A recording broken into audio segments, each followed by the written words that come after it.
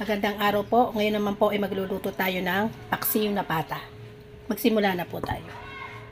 Lagay po natin sa kaserola.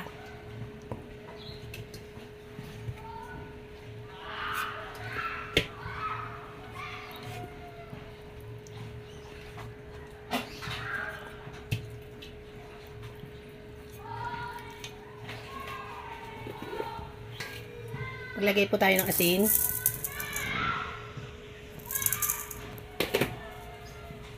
Sibuyas, bawang,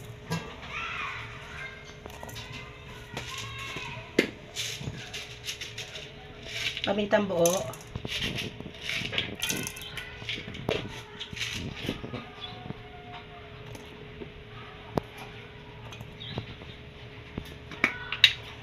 maglagay din po tayo ng pamintang durog. Lagyan po natin ng tubig. Isa lang po natin sa apoy.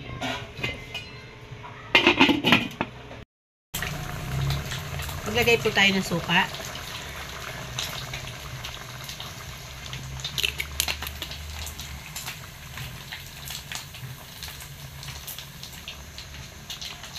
Bulaklak ng saging.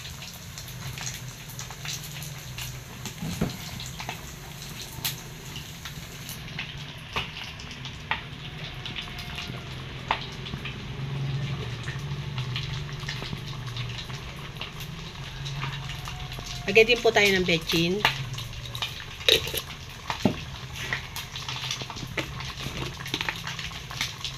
Asukal.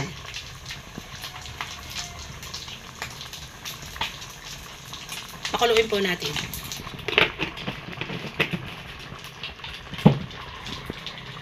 At ito po at luto ng ating paksiw na pata ng baboy. Maraming salamat po. Please po, pakisubscribe po sa aking YouTube channel. Salamat po.